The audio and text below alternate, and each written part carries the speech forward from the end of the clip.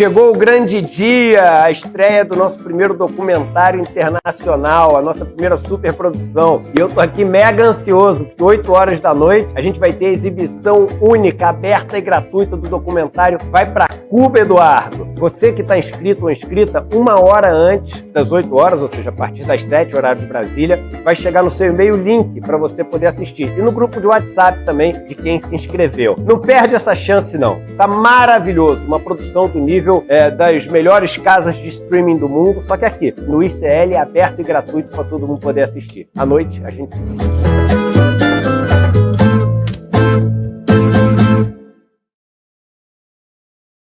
Pessoal, bom dia para vocês. Agora são 7 horas mais um minutinho. Meu nome é Fábio Panunzi. Você não está no canal errado. Eu estou aqui no ICL, provavelmente você me conhece da TV Democracia, e eu estou aqui para substituir o Leandro Demore, que está fazendo um tratamento médico, nada muito importante. Enquanto ele se recupera, eu vou ficar aqui com vocês até o final dessa semana, tá bom? E espero que você me perdoe por eventuais deslizes aqui com a operação, porque ela é muito diferente do que eu estou acostumado, e vocês vão, portanto, já me dar o beneplácito aqui de alguns errinhos que podem acontecer durante essa transmissão aqui. Espero que esteja tudo bem com vocês. Está friozinho no Brasil, muito frio. Aqui em Uberlândia, de onde eu estou transmitindo, a temperatura chegou a 10 graus e hoje tem risco de geada por aí no país inteiro. Eu vou até mostrar para vocês aqui, começando o programa hoje, como ontem começou o Calejon, que estava aqui nessa missão difícil de substituir o Demore, falando um pouquinho sobre a meteorologia. Vou, para isso, usar aqui uma notícia do site G1, que eu vou compartilhar com vocês aqui na tela. Gabriel, bom dia. Pode colocar, por favor, para mim na tela? Isso, obrigado. Tá aí, olha, ciclone tropical em alto mar mantém as temperaturas baixas no sul e no sudeste. E o litoral tem um alerta de ressaca. Eu vou ler aqui para vocês a informação, porque assim você se prepara, já coloca aí no seu material para sair de casa, isso aqui, olha. Por estar afastado do continente e pelo choque térmico não ser intenso, não deve haver a formação de nuvens de chuva, né? Seco no Brasil inteiro e está terrível. O pessoal com o nariz sangrando e tudo mais aqui no sudeste e no centro-oeste do Brasil. Apesar da previsão de sol, as máximas não devem subir por conta do reforço do ar frio. Aí a gente olha esse mapa aqui, que é o mapa produzido pelos satélites que tem convênio com o INMET, não há praticamente nuvens em lugar nenhum, né? Só nuvens aqui, olha, aqui no Amazonas e no Pará, um pouquinho no Amapá, mas o restante do Brasil todinho com ar seco e, portanto, vai ser um dia frio e um dia muito seco. Uma nova massa de ar polar deve manter as temperaturas baixas no sul e no sudeste neste início de semana. Um ciclone extratropical formado em alto mar no fim de semana favorece o avanço do ar frio do país. Eu vou tirar essa tela daqui, porque eu quero mostrar para vocês que tem alguns alertas do Instituto Nacional de Meteorologia sobre frio severo e também sobre umidade relativa do ar severa. E pode, inclusive, cair geada hoje por aí. Está aqui, olha, o mapa do Instituto Nacional de Meteorologia. Gabriel, você pode, por favor, colocar para mim? Vocês já vão ver aí na tela. Isso, está aí, olha. No sulzinho do país, aí, como vocês estão vendo, essa parte laranja, né, do Rio Grande do Sul, do estado de Santa Catarina e a metade sul do estado do Paraná, tem vários alertas aí de frio severo, principalmente na fronteira oeste do Rio Grande do Sul, há a probabilidade de geadas, né? Justamente onde o pessoal já sofreu tanto com cheia, agora é justamente o frio e a seca que acabam provocando problemas lá para o Rio Grande do Sul. Olha, hoje nós temos notícias sobre várias coisas. Morreu o czar da economia, Delfim Neto, o Congresso se prepara para voltar às atividades aí para um período, né? Digamos assim, um período sabático de trabalho, um período sabático sem trabalho, porque tem lá algumas coisas na pauta, não tem importância nenhuma, e o que está em jogo é a sucessão do Lira e do Pacheco. Então, as articulações que já começaram vão dar o tom do trabalho que vai ser retomado hoje. Hoje também tem o presidente do Banco Central que vai ao Congresso para explicar essa loucura da taxa de juros no Brasil. E, gente, olha só que coisa mais paradoxal. Vocês se lembram quando o Lula nomeou o Galípolo para aquela diretoria do Banco Central e ele, né, é tido e havido como próximo presidente do Banco Central? se esperava dele posições um pouco mais serenas do que normalmente o guardião da moeda traz para a gente, né? O que se esperava dele era que ele fizesse um contrapeso ali com os agentes do mercado financeiro que compõem a direção do Banco Central, para resguardar um pouco do espaço da serenidade fiscal e, principalmente, para acabar com a... Mas não é que o Galípolo já está falando exatamente como um Faria Limer, dizendo aí ontem, no evento público, já falou que o aumento dos juros não está fora do radar, etc, etc, etc. Mas eu vou começar aqui o noticiário falando sobre a morte do ex-ministro Delfim Neto, superpoderoso Delfim Neto. Vou usar para isso uma notícia do Valor Econômico. Vou colocar já na tela para vocês aqui. Está aqui, olha aqui, ó. Morre Delfim Neto, o czar da economia. Vou ler para vocês, porque o Delfim Neto teve uma trajetória de vida, todo mundo conhece, foi um ministro da ditadura, se apoiou no AI-5 para criar ou para gerenciar o milagre econômico. Dizem que derrubou o Simonsen, né, para continuar na gestão da economia brasileira pós-milagre, mas acabou arrebentando o Brasil. E depois disso tudo, depois de ter sido deputado por vários mandatos, acho que 5 mandatos, o Delfim Neto virou ídolo de uma parcela da esquerda brasileira. É mole isso? É isso mesmo. Ele passou a ser guru, inclusive do presidente Lula.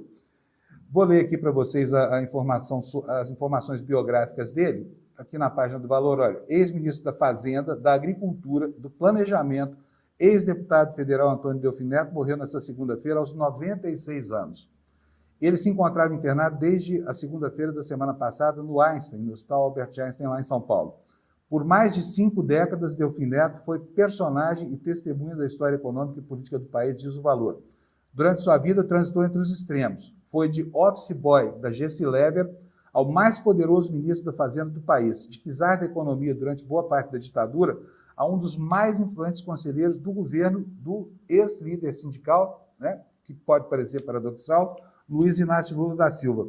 E de patrono do milagre brasileiro ao principal encarregado de resgatar o país depois da quebradeira dos anos 80. É preciso dizer aqui que, enfim, ele é enaltecido por uma boa parte da direita brasileira, e há também quem o enalteça na esquerda, mas o Delfim, depois do milagre econômico, foi o ministro que quebrou o país, né? Não entendo. O Brasil, que de repente cultua pessoas que, na verdade, foram derrotados nas missões para as quais foram instalados, né?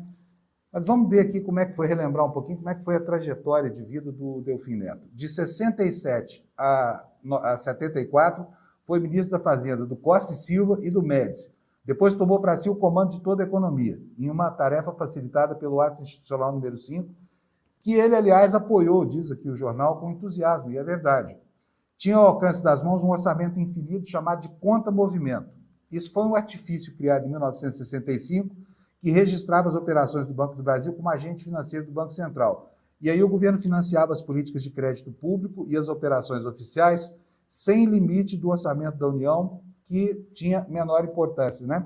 E hoje é essa gente que fala que o governo Lula precisa respeitar mais enfim, a racionalidade e a ortodoxia econômica. A segunda passagem de Delfim Neto pelo governo militar não teve o mesmo sucesso. Depois de ocupar o Ministério da Agricultura por alguns meses em 79, ele assumiu o planejamento em substituição ao ministro Mário Henrique Simonsen, que se demitiu antes mesmo de elaborar o orçamento do ano seguinte. Teve uma treta entre eles gigantesca. Há uma versão da história que diz que Delfim derrubou o Simonsen e terminou depois de quebrar o país. Não é a versão dele, Delfim Neto. Ele conta que Simonsen, em 79, já tinha plena consciência de que o Brasil estava inexoravelmente quebrado, que não haveria nada a fazer a não ser um duro programa de ajuste. Plano que o ex-presidente João Figueiredo não aprovou. Quem estava vivo naquela época, eu já estava inclusive trabalhando já como jornalista, se lembra do sofrimento que foi esse período aqui, sofrimento imposto ao país durante muitos anos. Eles prometiam que iriam fazer o bolo crescer para depois dividir com a sociedade, pois o bolo cresceu e só eles mesmos que comeram. Mas vamos lá, Delfim comandou a economia até 1985, quando João Figueiredo foi sucedido na presidência por Zé Sarney. No lugar da abundância dos tempos do milagre econômico, foi então a vez de administrar a massa falida, o segundo choque de preço do petróleo e o salto dos juros internacionais que multiplicou o endividamento e os encargos financeiros dele decorrentes. Em 1982, os mercados pararam de emprestar ao país e aí se instalou uma crise cambial que só veio a ser solucionada uma década depois. Delfim deixou o poder e foi eleito deputado federal por 5 mandatos consecutivos, participou da elaboração da Constituição de 88 e se destacou como a principal voz no debate econômico do país no parlamento. Importância que manteve mesmo após perder a sua cadeira na Câmara dos Deputados nas eleições de 2006. Crítico de primeira hora da sobrevalorização do câmbio na primeira fase do real, ele também não poupou ataques ao nível dos juros elevados que prevaleceram por muitos anos após a adoção do plano de estabilização. De inimigo da esquerda, ressalta o jornal Valor Econômico, ele, por causa da participação dele no governo militar, acabou se tornando uma referência no governo do PT, virou conselheiro do Lula. Bom, já falamos aqui sobre isso, é um personagem bastante importante da nossa história, bastante controverso e mais uma vez, paradoxalmente idolatrado até por uma parte da esquerda brasileira, mas com certeza a direita terá motivos para se lembrar de Delfim Neto. Bom, vamos falar um pouquinho sobre a eleição? Vou aqui preparar o compartilhamento da tela para as notícias, das notícias que os jornais trazem hoje sobre isso. Olha, muitas denúncias contra aquela coisa horrorosa chamada Pablo Marçal. E denúncias que começam, né, a comprometer aí aquele discurso todo. E, mais uma vez, que geram efeito eleitoral. Tá? Porque quanto pior para os caquistocratas bolsonaristas, melhor. Quanto pior, melhor. Então, vamos ver o que está acontecendo aqui em relação ao Pablo Marçal. Depois a gente fala sobre o cenário das pesquisas, porque tem um dado muito relevante hoje no Datafolha. Então, vou pedir para o meu querido Gabriel colocar para a gente na tela. Tá aí, olha. Marçal encontrou irmão de chefe do PCC citado por líder do seu partido. Gente, cada vez a história desse sujeito fica mais apimentada, né? A capivara desse Pablo Marçal é algo impressionante. Vamos lá, vamos passar a ler aqui, está no site Metrópolis, e a informação é essa. Marçal encontrou o irmão do chefe do PCC citado pelo líder do partido dele. Vocês se lembram que o presidente do PRTB, num áudio, né, dias atrás, acabou sendo flagrado numa relação muito esquisita com o PCC, que, aliás, cada vez que passa, a cada dia que passa, deixa mais evidente a sua expectativa de se aproximar do poder. Por que será, hein? Por que será? Vamos lá para a notícia. Pablo Marçal visitou a Associação Comunitária do irmão do líder do PCC em Paraisópolis. O traficante foi citado por presidente do seu partido. Está aqui, olha, a foto do Pablo Marçal lá. Muita vontade na biqueira, né? Ele falou que o Boulos conhece da periferia as biqueiras. Está aqui, Pablo Marçal. A notícia é a seguinte: o candidato à prefeitura da capital pelo PRTB, o influencer Pablo Marçal, se encontrou com o irmão de um líder do primeiro comando da capital, PCC, citado pelo presidente do seu partido em uma gravação que veio à tona na semana passada. Marçal esteve com Valquito Soares da Silva, de 58 anos, irmão de Francisco Antônio Cesário Soares, do Piauí, apontado pela Polícia Civil como líder da facção criminosa na favela de Paraisópolis, na zona sul paulistana. Uma foto com o encontro de ambos, é essa imagem aqui, que eu já mostrei, tá? Uma foto com ambos lá acabou sendo mostrada nas redes sociais. A campanha de Marçal foi procurada para comentar esse encontro, só que não respondeu ao Metrópolis até a publicação dessa reportagem. O espaço segue aberto para manifestações. E vocês acham que é só isso? Não é só isso. As pendências do Pablo Marçal vão muito além dessas relações estranhas, justo ele, né, tão moralista, o sujeito que aponta o dedo com tanto vigor para falar mentiras sobre a vida dos adversários, para assacar contra qualquer tipo de possibilidade de comprovação, apenas para tripudiar, enfim, para desqualificar, como é comum aos candidatos aí, aos militantes da extrema-direita, né? Mas a notícia que eu quero mostrar para vocês agora, vou pedir ao Gabriel para botar na tela para mim. Gabriel, por favor. Tá aí, olha. Polícia Civil abre inquérito contra Pablo Marçal após nova denúncia. Isso aqui diz respeito ainda à carreira de coach dele, tá? qual é a informação também no site do Metrópolis? A polícia está investigando se Pablo Marçal, candidato do PRTB, pôs em risco a vida ou a saúde de outras pessoas. Vocês se lembram quando esse cara apareceu? Vocês se lembram que ele levou um grupo de aventureiros para fazer uma incursão pela Serra da Mantiqueira, e aí eles acabaram perdidos lá, e foi um festival de galhofas, e ele colocou efetivamente essa gente toda em risco, e agora isso começa a repercutir. Por quê? Porque a Polícia Civil seguiu investigando esse episódio, porque ele colocou em risco a vida das pessoas que ele levava. Isso aí foi a maneira como o Pablo Marçal apareceu para a opinião pública brasileira, né? A informação dá conta do seguinte: a Polícia Civil abriu inquérito contra o empresário e candidato do PRTB à Prefeitura de São Paulo, Pablo Marçal, após uma denúncia apresentada por um ex-participante do reality show La Casa Digital 3. Marçal é investigado por supostamente causar perigo para a vida ou a saúde de outrem durante as provas do programa. O caso tramita na 2ª Vara Criminal do Júri de Itu, em São Paulo. A expectativa é que o inquérito seja anexado à decisão judicial de 2022, que proíbe Marçal de promover atividades em picos, montanhas e outros espaços de natureza sem autorização da polícia, órgãos municipais e defesa civil. Essa decisão foi proferida depois que o empresário se perdeu com um grupo de 32 pessoas durante uma expedição ao Pico dos Marins. Eu falei, preciso corrigir aqui, eu falei Pico da Neblina, foi ao Pico dos Marins. O boletim de ocorrência contra Marçal, ao qual a coluna teve acesso, foi aberto em maio na delegacia de Serra Negra por Luiz Godoy. O ex-participante do programa, criado e apresentado pelo influenciador, relatou ter sido vítima de agressões, xingamentos e de ter a sua vida pessoal colocada em risco durante provas de resistência física e psicológica. O inquérito foi instaurado pela Polícia Civil na última quinta-feira. Gabriel, pode tirar, já está fora da tela aí, né? Então, se você acha que é só isso, não é. E se você acha que isso o desqualifica perante o seu público, né, os eleitores do bolsonarismo, você está enganado, viu? Quanto mais se fala desse sujeito, mais ele cresce. E ele sabe disso, porque ele, algumas vezes, já confessou que não tem problema com haters. Ou seja, ele produz informações falsas para alimentar essas redes de odiadores profissionais na internet, porque ele lucra com isso também. E lucra até eleitoralmente, como eu vou mostrar para vocês agora, numa matéria da Folha de São Paulo. É impressionante isso aqui. Preste bem atenção aí. Gabriel, por favor, pode subir para mim? Botar na tela, por favor? Está aí o compartilhamento. Beleza, obrigado. Tá aí, olha, Datafolha. Marçal cresce entre eleitores de Bolsonaro e de Tarcísio e ameaça Nunes, que é o prefeito de São Paulo, que está liderando as pesquisas lá, embolado com o Boulos lá nas primeiras posições.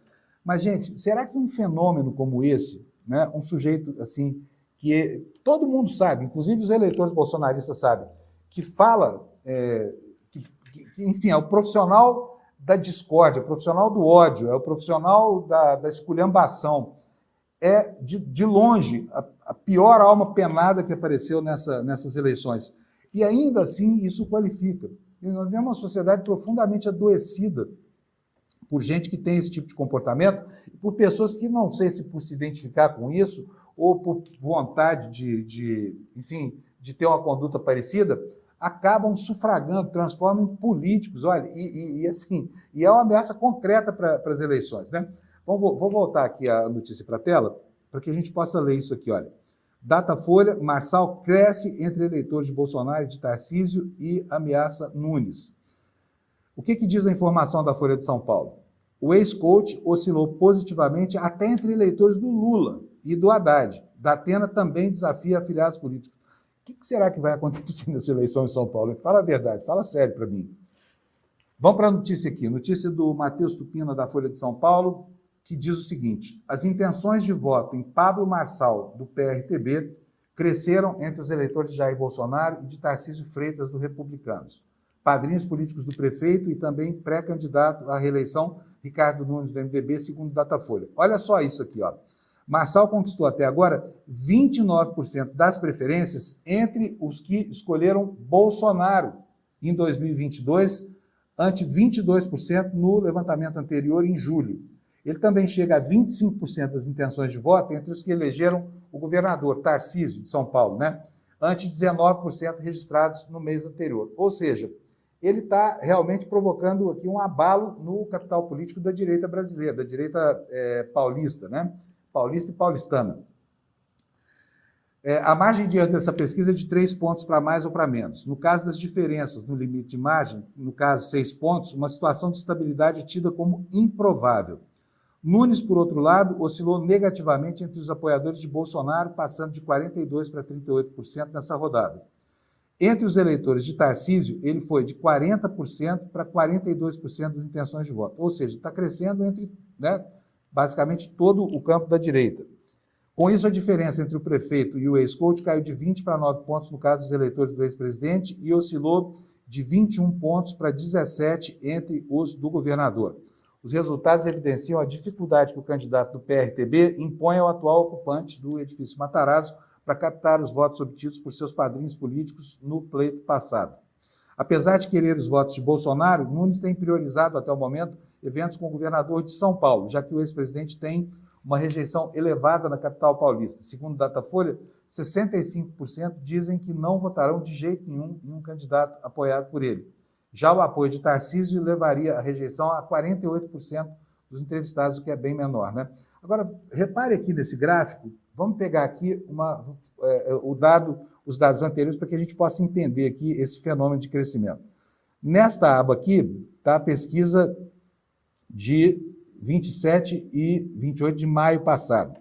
Portanto, é uma amostragem bem antiga. Ricardo Nunes com 37, o Boulos com 3, o Zé Luiz da Atena do 8, mas lembrando aqui que essa é a intenção de voto dos eleitores de Bolsonaro, tá? Nós estamos tratando aqui de eleitores do Bolsonaro. Depois de 2 a 4 de julho, a situação ficou mais ou menos inalterada. O Nunes ficou com 42, o Boulos tem 5% dos votos dos eleitores do Bolsonaro, o Datena tinha 11, o Pablo Marçal 22. Aí vamos pegar a última rodada. Vamos lá. Olha só como é que isso ficou. O Boulos volta para 3%, o Ricardo Nunes está lá em 38%. Lembrando, uma vez mais, isso aqui é o percentual de votos dos eleitores que declaram ter votado em Bolsonaro, tá? O Datena fica aí com 13% e o Pablo Marçal passa a ocupar praticamente um terço, né? 29% desse eleitorado. E aí, Gabriel, pode tirar para mim a notícia, por favor?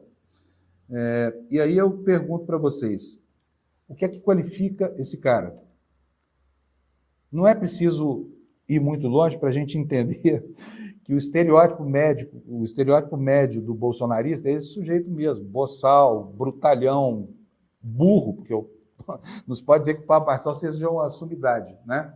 E a questão é, quando essas coisas acontecem, quando fica explícita a falta de qualificação, isso acaba qualificando o candidato para essa parcela do eleitorado. O que isso quer dizer?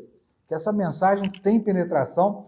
Eu acho, sinceramente, que isso precisa ser tratado do ponto de vista da psicologia social ou da psiquiatria social, porque no campo da sociologia e da ciência política não se vai encontrar uma explicação consistente para nada disso, tá bom?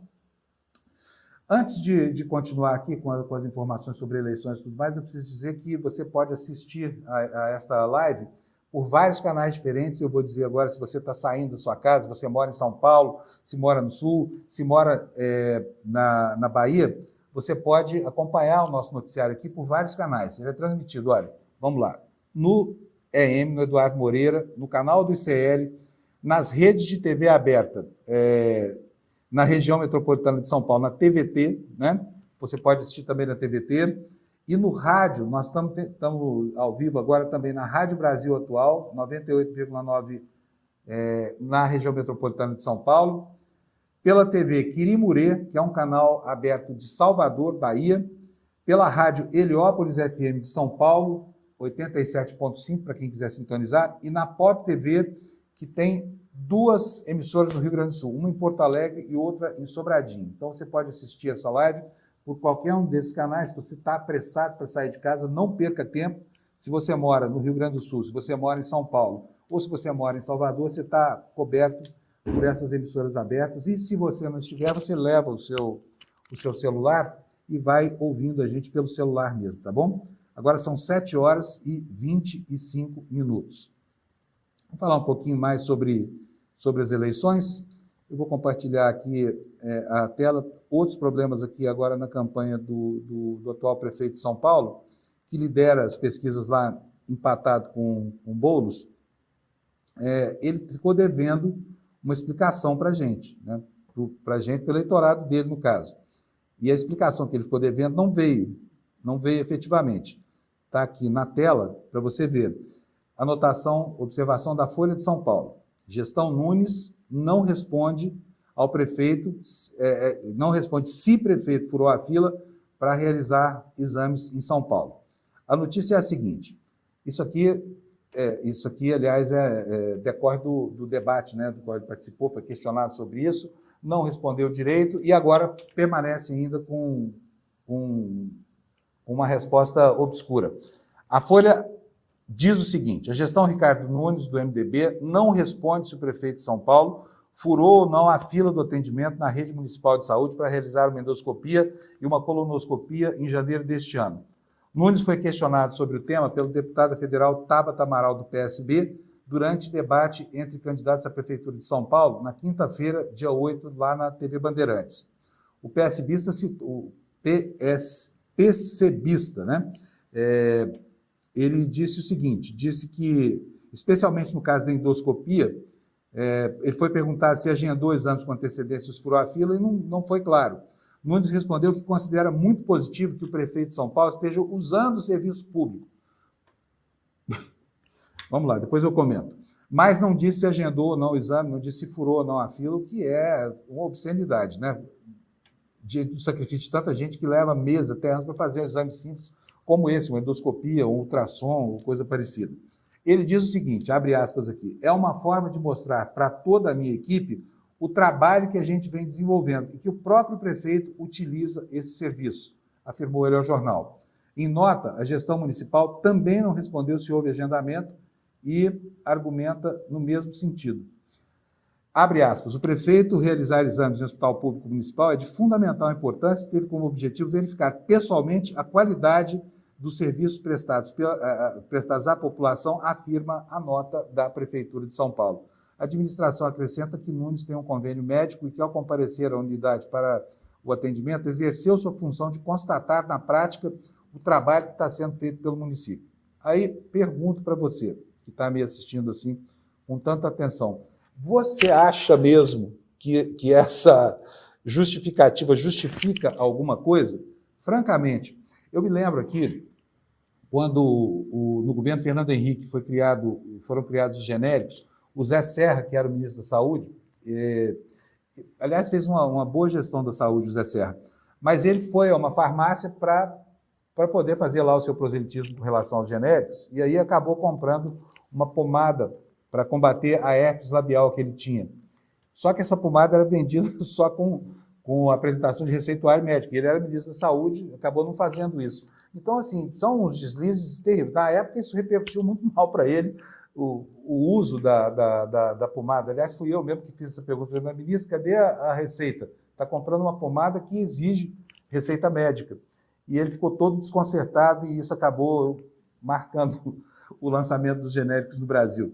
E agora, com o Ricardo Nunes, a mesma coisa. O cara vai falar, não, eu fui lá para fazer o exame para constatar que o serviço funciona. Só que o serviço não é o exame propriamente dito, o serviço é enfrentar a fila.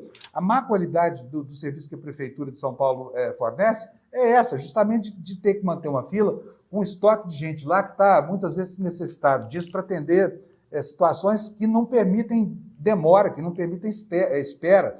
Pacientes com câncer, com alguma doença grave, que tem que enfrentar essa fila que o prefeito desconsiderou na sua pantomima, né? Porque é uma pantomima.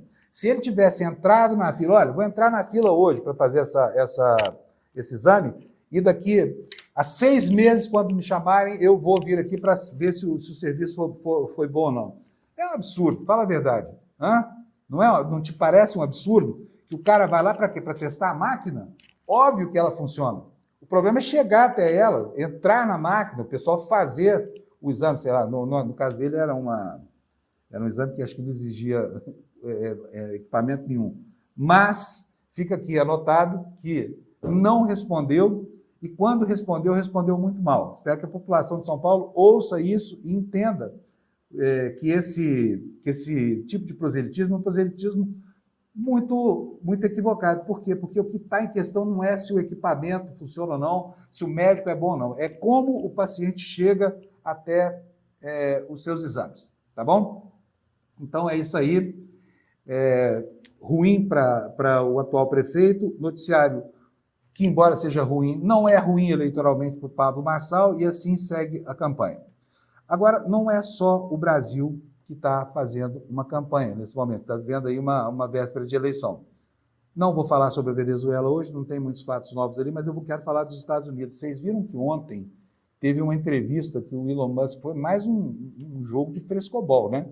Uma entrevista que o Elon Musk levou para o Twitter, para o ex-Twitter, para o X, o Trump lá, né, numa confraria da extrema-direita americana. O que aconteceu? Aconteceu o que não podia acontecer, aconteceu uma falha técnica, que depois o Musk falou que era produto do hackeamento do jornal e tudo mais. Vamos ver como é que está o noticiário. Eu separei aqui algumas informações para vocês no jornal New York Times, é um jornal conservador, mas a informação está lá direitinho. Deixa eu achar aqui onde é que está essa página, está aqui, ó. Eles chamaram nos Estados Unidos, eu estou chamando de frescobol, eles lá nos Estados Unidos chamam de softball, né, que é um jogo de menininha. Está aqui a informação, vou pedir para o Gabriel colocar para mim na tela. Coloca, por favor, Gabriel. Aqui, olha, antes de ler, deixa eu tomar uma aguinha aqui, que eu estou com a boca seca já. Aqui a umidade está muito baixa, o ar-condicionado tira mais ainda e daqui a pouco a garganta não funciona mais. Então vamos lá, sobre o softball do Trump com o Elon Musk. Foi um convite do Elon Musk. Agora o Trump estava banido do Twitter, do X, há 2 anos. Abriu sua própria rede social e tudo mais, voltou ontem para essa partida de frescobol ou de softball. Vamos lá. Musk fez perguntas fáceis, anotou aqui o New York Times, para Trump sobre o X, após problemas técnicos. Elon Musk fez elogios frequentes ao se mostrar um parceiro simpático para ajudar a amplificar as opiniões de Donald Trump em uma plataforma de mídia social que antes o impedia de divulgar as suas falsas alegações eleitorais. Está aqui o Trump na frente do telefone celular, lá em Mar-a-Lago, na Flórida, né? Vamos ler a reportagem aqui. O que deveria ser o retorno triunfante de Donald Trump a uma plataforma de mídia social central para a sua campanha à presidência foi prejudicado por falhas na noite dessa segunda-feira, quando uma conversa transmitida ao vivo no X entre Trump e o dono do brinquedo, Elon Musk, o dono do brinquedo é por minha conta, tá, gente? Não é por conta do New York Times, não.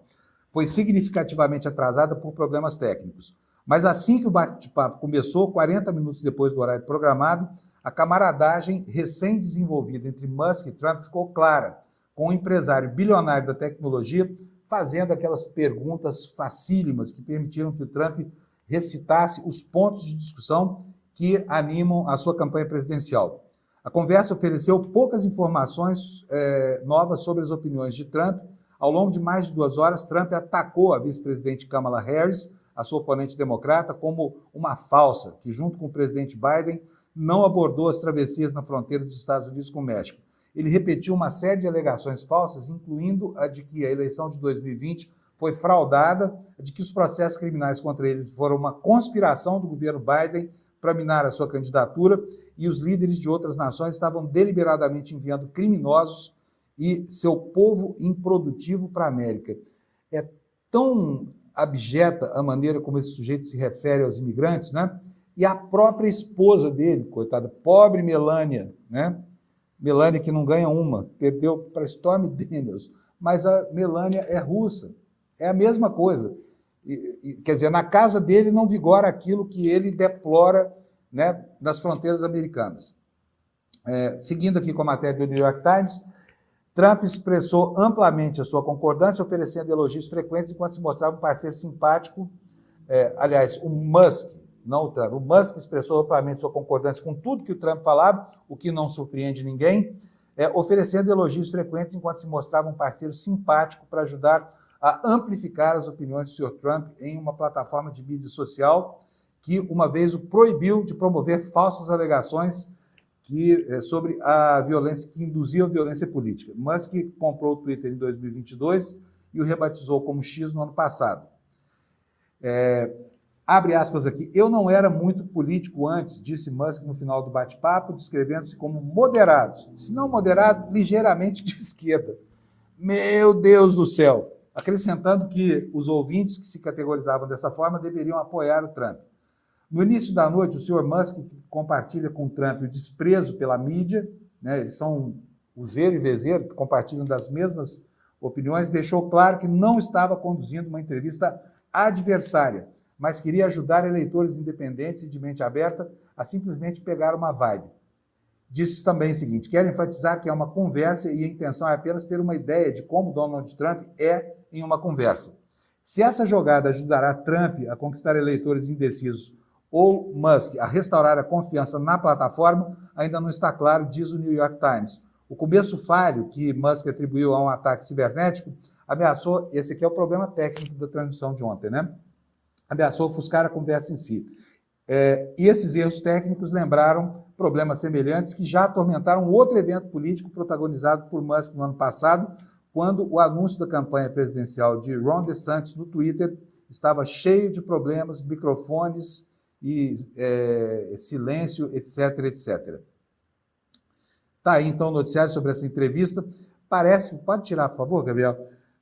Essa entrevista não teve o condão de produzir muita coisa. Por tudo que eu vi hoje na imprensa internacional, não deve ter gerado nenhum fenômeno eleitoral de importância, até porque não teve importância nenhuma mesmo, né? E o eleitor americano, ainda que fanatizado por essa corrente que hoje está quase majoritária lá de extrema-direita, não é burro ao extremo de não perceber que não se trata mesmo de uma entrevista, que é uma jogada publicitária. Daí a docilidade, né? Daí a gentileza excessiva com que o dono do Twitter trata o seu convidado para essa entrevista fake e que mais uma vez serviu para que Trump vertesse lá, abrisse a sua cornucópia das mentiras, porque ele não consegue, simplesmente não consegue falar a verdade. Vamos passar agora, gente, ao assunto do dia aqui no Brasil. O assunto do dia hoje em todos os jornais é a volta do Congresso, que começa aí um período sabático de trabalho. Por que eu estou falando que o período é sabático de trabalho? Por quê? Porque o Congresso, como se sabe, já está vivendo um clima pré-eleitoral. Tem muitos deputados e senadores que são candidatos a prefeito e essa gente já saiu, já está, enfim, mergulhada na campanha. Vou pedir para o Gabriel colocar para mim a notícia da Folha de São Paulo na tela. Tá aí, olha, Congresso volta sob a sombra do período eleitoral e sucessão de Lira e Pacheco. Bom, o que nós vamos ter lá? Vamos ter uma semana e pouco de trabalho. Eu já vou ler aqui a notícia da Folha de São Paulo para vocês. Mas não é trabalho legislativo importante. Tem nenhuma grande proposta lá, não vai acontecer nada, não tem nenhum grande esforço do governo, porque todo mundo sabe que a operação das pautas mais importantes do Brasil agora já está inviável. Olha, nós estamos no dia 13 de agosto.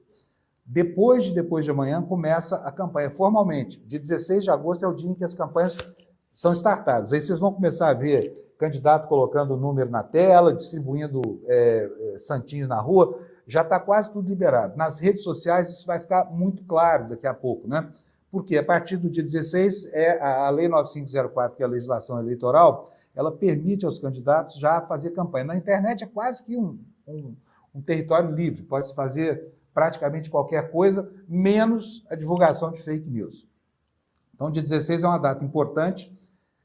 Vocês vão observar no dia 16 que todos os candidatos, que hoje tecnicamente são pré-candidatos ainda, embora já apontados pelas convenções, vão começar a fazer anúncios pagos e o seu Instagram, o seu Twitter, o Twitter não, mas é basicamente, porque esse ano a campanha é um pouco diferente, eu já explico isso. Essas campanhas, principalmente no Instagram, em grupos de WhatsApp e no Facebook, vai haver uma intensificação das campanhas publicitárias, né? E, enquanto isso, nós não pode parar de tudo. O Congresso tem algumas pautas lá que precisam ser revistas, mas o que anima, o combustível dessa reunião desse ano é esse que você está vendo aí. O Congresso volta sob a sombra do período eleitoral e da sucessão de Lira. Vamos ver a notícia aqui na Folha de São Paulo? Após 3 semanas de recesso informal, deputados e senadores retomam as atividades parlamentares nesta semana, com poucas sessões previstas até as eleições municipais de outubro e de olho nas negociações pela sucessão no comando da Câmara e do Senado. Como tradicionalmente ocorre em um ano eleitoral, os parlamentares devem esvaziar o Congresso Nacional para ajudar a eleger aliados em seus estados. A redução no ritmo de trabalho até o primeiro turno já foi definida pelas duas casas, ou seja, as férias em ano eleitoral são sobejamente conhecidas, são a tradição da política brasileira, né? Recesso bravo, o salário continua na conta lá e as emendas parlamentares também. A gente vai falar sobre isso. Diz aqui a Folha de São Paulo, no Senado haverá sessões presenciais apenas nesta semana e na primeira semana de setembro, ou seja, 2 semaninhas, né? Depois só volta depois do segundo turno. Nas próximas 2 semanas de agosto, os senadores poderão participar de forma virtual, o que na prática dificulta a votação de projetos mais sensíveis. Na Câmara haverá um esforço concentrado em 2 semanas de agosto e uma em setembro.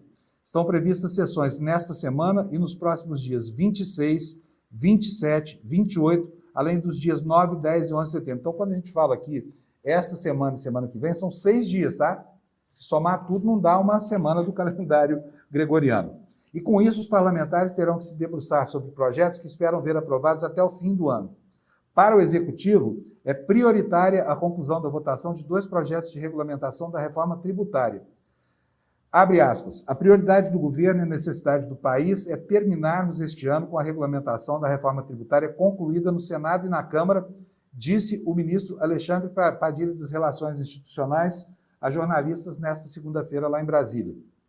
O secretário extraordinário de Reforma Tributária do Ministério da Fazenda, Bernardo Api, é esperado no Senado nesta terça-feira para tratar do projeto que regulamenta o IVA, ou IVA, que é o Imposto sobre Valor Agregado, aprovado pela Câmara em julho. Só que falta regulamentar, né, como a matéria bem ressalta aqui.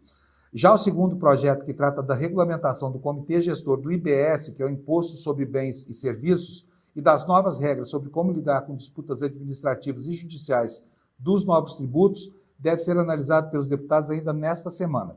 Aí vem a pergunta, mas será que vai dar quórum? Tradicionalmente, nessa semaninha do sabático de trabalho, não é o sabático sem trabalho, sabático de trabalho no Congresso, algumas pautas acabam sendo votadas, até porque eles precisam justificar o salário, né? E aqui a Folha assinala também que a retomada das atividades acontece no momento que os congressistas aguardam um desfecho sobre o impasse em torno das emendas parlamentares, após aquela decisão dos ministros do STF, né, que foi liderada pelo Flávio Dino, né, mandando dar transparência àquilo que o Brasil tenta entender faz já alguns anos, desde 2016. Em decorrência das decisões, diz o jornal, o governo suspendeu o pagamento de todas as emendas de comissão e de restos das chamadas emendas do relator, o que gerou uma animosidade entre parlamentares que agora ameaçam retaliar o governo Lula em votações ligadas ao orçamento. 2 líderes partidários, porém, avaliam que é possível a construção de um acordo entre o Congresso e o Executivo sobre as emendas para evitar atritos nessa relação. Gente, isso aqui é super importante no cenário eleitoral. Sabe por que eles estão tão loucos com essa grana? Gabriel, pode tirar a notícia para mim, por favor? Deixa eu ver se eu já estou sem a notícia. Já estou sem a notícia aqui. Por que é importante? É importante porque essas emendas formam o capital político para enfrentar as eleições. Essas emendas são algo extremamente pornográfico. O orçamento secreto e as emendas impositivas.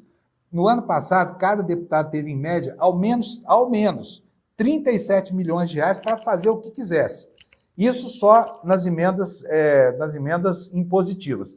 Aí depois vem as emendas RP9 do passado, emendas de comissão, é tanta emenda que agora o dinheiro abunda na conta desse cara. E o que acontece com isso? Isso vai acabar fazendo com que a eleição seja uma eleição com uma renovação menor do que a boa política recomendaria, no caso de um parlamento tão desgastado quanto o nosso. Por quê? Porque esse dinheiro serve para estabelecer uma relação fisiológica entre o eleitor e o eleito. É aquela verbinha que vai construir uma quadra de futebol, que vai asfaltar um pedaço de uma rua. É verba mesmo para estabelecer essa relação de clientela.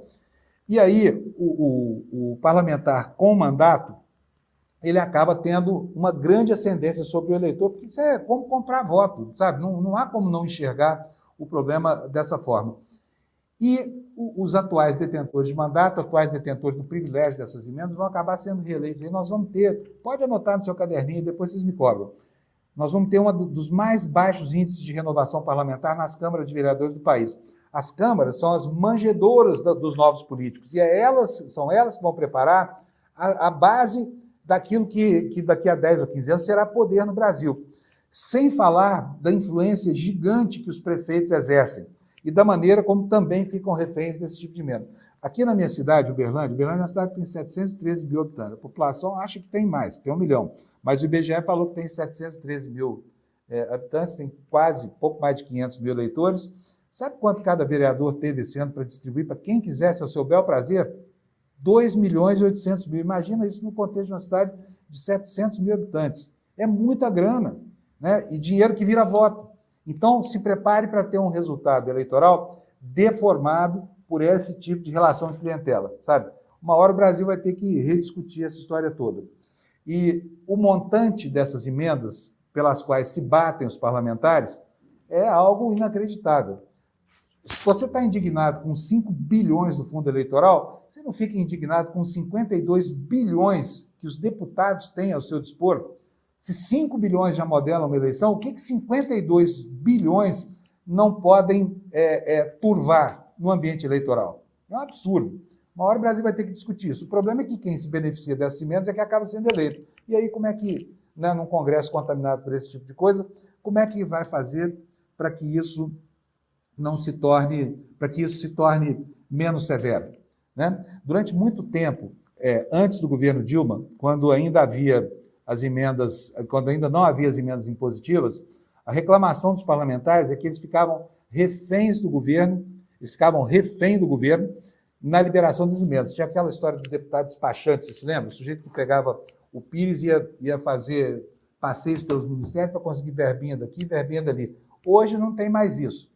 E aí, mas só que com o orçamento secreto, com essas emendas de comissão, que não tem destinação conhecida, que não se sabe para que serve, que muitas vezes são apresentadas por parlamentares que nem são do Estado ou do município que é beneficiado, isso aí acabou criando uma nova relação de dependência, que dá ao político detentor de mandato a possibilidade de chantagear o governo, porque ele já não se satisfaz mais só com as emendas impositivas. Então, é um mecanismo que foi aprovado e que falhou na pretensão de dar um pouco mais de moralidade, mais de transparência da política.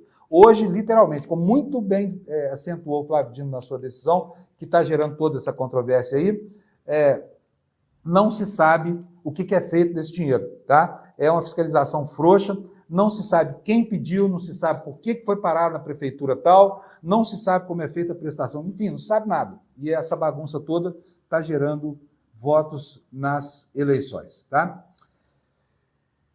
Vou falar com vocês agora um pouquinho sobre economia. Deixa eu parar aqui a tela para compartilhar aqui algumas outras informações, porque hoje nós teremos lá em Brasília um dos diretores do Banco Central depondo no Congresso para explicar os juros altos no Brasil. Então, vou começar aqui, um dos diretores, não, o presidente do Banco Central, né? Vou pedir para o Gabriel mais uma vez colocar para mim na tela isso aí. Está aí a informação que eu peguei no site da revista Fórum. É isso? É isso mesmo. O que vai acontecer? O Campos Neto vai ao Congresso para tentar explicar essa... Não é na revista Fórum, não. Deixa eu ver aqui onde é que está. Estou perdido aqui nas minhas páginas aqui. Está aqui, achei. É na revista Fórum, sim. Está aqui, ó.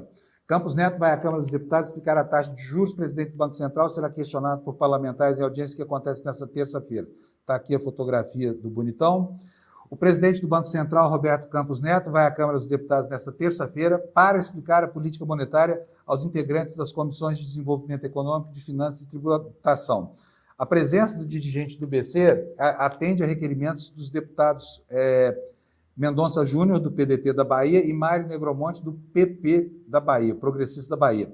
Ele deve ser questionado sobre a decisão do Comitê de Política Monetária do Copom, do Banco Central, de julho, que decidiu manter a taxa básica em 10,5% ao ano, né? E diz aqui a revista Fórum que, no requerimento de Mendonça Júnior, o parlamentar aponta que o elevado nível da taxa de juros mantém o cenário de diminuição da concessão doméstica de crédito, acarretando a continuidade da desaceleração econômica do país. À época da reunião que definiu a manutenção da Selic, o BC afirmou que o ambiente externo mantém-se adverso em função da incerteza sobre os impactos e a extensão da flexibilização da política monetária dos Estados Unidos e sobre as dinâmicas de atividade e de inflação em diversos países. Não precisamos muito mais do que isso, gente, para entender qual é o significado dessa história toda. O Brasil talvez seja o único país no mundo onde o presidente do Banco Central fala claramente que o controle da inflação, que o pleno emprego, que a estabilidade fiscal são um risco para a economia. O presidente do Banco Central culpa o aumento do consumo das famílias por causa do aumento da renda provocado, né, pela equalização de fatores econômicos, pela volta dos programas sociais. Acha que isso é um problema.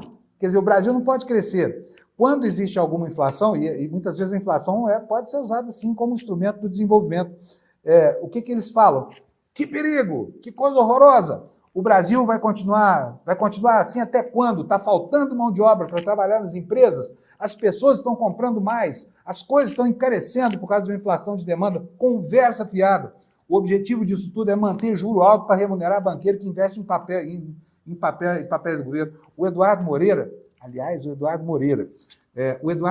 fala sobre isso o tempo inteiro, a maneira torta e distorcida como isso é apresentado ao Brasil. Na verdade, o Banco Central é apenas e tão somente uma espécie de sindicatão dos bancos, né? Quando é que o Banco Central vai ouvir quando é que você se lembra que o Banco Central tomou uma medida em benefício dos consumidores? Você se lembra da última vez? Agora, o mais impressionante é que a gente espera sempre que essa ortodoxia acabe cedendo lugar para alguma racionalidade que seja favorável ao trabalhador brasileiro, aquele que não é abonado. E aí o governo elege lá os seus representantes, quando pode, né? Depois de uma batalha verbal gigante, o Lula nomeou o Galípolo diretor do Banco Central e agora deve fazer dele o presidente do Banco Central. E o que o Galípolo tem falado? O que se espera de uma pessoa que foi colocada ali numa direção de Banco Central para fazer uma espécie de contrapeso à palavra dos banqueiros? O que se fala, o que se espera dele é que exerça esse papel de contrapeso, mas não é o que acontece. Quer ver só? Olha aí, ó. Galípolo volta a endurecer o tom e diz que alta da Selic está na mesa. É mole? Informação do valor econômico. Vamos ler a notícia aqui. Ó. O diretor do PC destacou que ficou satisfeito com a interpretação feita da sua última fala pública. Após ter emitido sinais bastante conservadores sobre o ambiente inflacionário na semana passada, o diretor de política monetária do BC, Gabriel Galípolo, repetiu as duras mensagens em aparição pública feita nesta segunda-feira em evento em São Paulo. Diante da avaliação do dirigente de que o cenário atual é desconfortável para cumprimento da meta da inflação e de dizer explicitamente que a possibilidade de elevar os juros está na mesa do Copom, o Comitê de Política Monetária, o que se viu no mercado de juros foi o quê? O que se espera? Uma elevação das taxas curtas e um sinal de que os agentes têm visto uma maior probabilidade alta da Selic no curto prazo. Em sua palestra em um evento promovido pela Warren Hanna, Galípolo destacou que ficou satisfeito com a interpretação feita pela sua última fala pública. Galípolo, atenção, eu não estou satisfeito, tá? É o pessoal da Faria Lima. A declaração foi considerada bastante hawkish, inclinada a uma política monetária mais restritiva por participantes do mercado e contribuiu para uma valorização do real e para uma queda nos juros de longo prazo nos últimos dias. Galípolo reforçou que os diretores novos são menos conhecidos, precisam ganhar credibilidade. Isso passaria, segundo ele, por um processo em que as falas e ações são coerentes. Resta saber coerente com o quê, né, gente? O que deu ainda mais força à interpretação de que o Copom estaria aberto à retomada do processo de aperto monetário, caso ela seja necessária. E agora você pegue aí todos os dados macroeconômicos e diga com franqueza para si mesmo, não precisa dizer para mim não. Qual é a necessidade? Os investimentos públicos deram um salto, a inflação convergindo para o centro da meta, né? Não há nenhum cheiro de inflação de demanda no ar. Por que essa gente insiste em manter juros tão altos dessa forma? Olha, eu tenho mais 3 minutinhos, tem um monte... Pode tirar da tela, Gabriel, por favor? Tem um monte de informações ainda que eu não consegui dar. Queria mostrar para vocês aqui, olha, algumas imagens que eu achei muito... Deixa eu tirar aqui essa informação daqui. Eu vou colocar aqui porque vocês estão vendo o que está acontecendo, né? Surpreendentemente, lá na guerra da Rússia com a Ucrânia, de repente, né, o país que está se defendendo de bombardeios, de mísseis, de drones, essa coisa toda, acaba fazendo uma investida contra o território adversário. Isso aconteceu agora, lá na Rússia, e o New York Times também, esse aqui acho que é o New York Times também. Eu sei que vocês vão reclamar, não, mas esse é um jornal conservador, mas beleza, eles são bons de informação. Está aí, olha, uma coleção de fotos, deixa eu pedir para o Gabriel colocar na tela para mim, eu mesmo coloco aqui, pronto. Está aqui, olha, esse aí é o cenário em um posto de fronteira, dentro do território russo. Olha, uma semana após a maior incursão estrangeira na Rússia desde a Segunda Guerra Mundial, o The New York Times visitou um dos locais onde as forças ucranianas invadiram a Rússia e surpreenderam os defensores. Tá? Também tem negligenciei aqui, porque acabei tomando tempo demais aqui com os assuntos que são importantes aqui no Brasil, mas lá na Argentina só se fala de Alberto Fernandes. Sabe, assim, a Fabíola Yanez pediu para escalar o problema, ela não quer poupar o Alberto Fernandes, né? E é um absurdo mesmo, sabe? Depois outra coisa, francamente, vamos falar sério, o cara ter a cara de pau de vir a público para falar que aquilo era um procedimento estético, ou seja, era uma cirurgia plástica, fala sério, nós estamos no século XXI, assim, inaceitável que um homem qualquer agrida uma mulher. Sabe, isso é um absurdo. Vou colocar aqui para vocês verem o Página 12, que eu e a Elga, que minha diretora estava me chamando de Página 13 agora há pouco. Gabriel, se puder botar na tela, te agradeço. Tá aí, ó, a Fabíola Yanez pediu agravar o processo contra Alberto Fernandes, disse o médico presidencial, e descreveu um inferno lá no Palácio de Olivos. Eu vou traduzir isso aqui para o português, quero ler para vocês isso aqui. Numa apresentação de 20 páginas, a Fabíola Yanez pediu que o ex-presidente fosse julgado por ferimentos graves e ameaças coercitivas. Ela revelou todo tipo de violência, um aborto forçado, o terrível soco no olho, a gente viu a foto dela, né? O olho todo roxo, gritos e abusos durante a gravidez e tapas diários. O advogado dela exigiu que o ex-presidente fosse julgado por seu papel de agressor em uma reação de poder desigual, onde ocupava o mais alto cargo do Estado e antes mesmo de cometer um crime tão terrível. Gente, são 7h58, preciso me despedir aqui de vocês, agradeço muito a companhia, vou parar aqui, isso, obrigado, Gabriel. Parar de compartilhar a tela, quero agradecer a vocês aqui, pedir desculpa por eventuais erros aqui na operação, acho que não foram tantos assim, recomendar uma vez mais, hoje é dia de assistir às 8 horas da noite o lançamento do documentário Vai para Cuba, Eduardo. Eu estou louco para ver, ainda não vi, está aqui na tela. E é o Eduardo Moreira quem vai dar para nós aqui agora uma dica do que vai acontecer. Mas só que você precisa fazer a sua inscrição. Está aí o link, ó, despertaicl.com.br, tá? Hoje, terça-feira, não perca, porque depois você não terá como assisti-lo, a não ser que seja sócio do ICL. Aproveita e fica logo sócio do ICL, tá bom? Quero mandar um beijão aqui para vocês todos. Obrigado pela comunidade. Muito obrigado mesmo. E quero mandar um beijo especial para a minha querida Dani Lessa, que foi a pessoa que me empurrou até essa live de hoje. E a gente se encontra aqui amanhã. Tchau, gente. Bom dia para vocês. Chegou o grande dia, a estreia do nosso primeiro documentário internacional, a nossa primeira superprodução. E eu tô aqui mega ansioso, porque 8 horas da noite a gente vai ter a exibição única, aberta e gratuita do documentário Vai pra Cuba, Eduardo. Você que tá inscrito ou inscrita, 1 hora antes das 8 horas, ou seja, a partir das 7, horário de Brasília, vai chegar no seu e-mail o link para você poder assistir. E no grupo de WhatsApp também, de quem se inscreveu. Não perde essa chance, não. Tá maravilhoso, uma produção do nível das melhores casas de streaming do mundo, só que aqui, no ICL, é aberto e gratuito para todo mundo poder assistir. À noite, a gente se vê.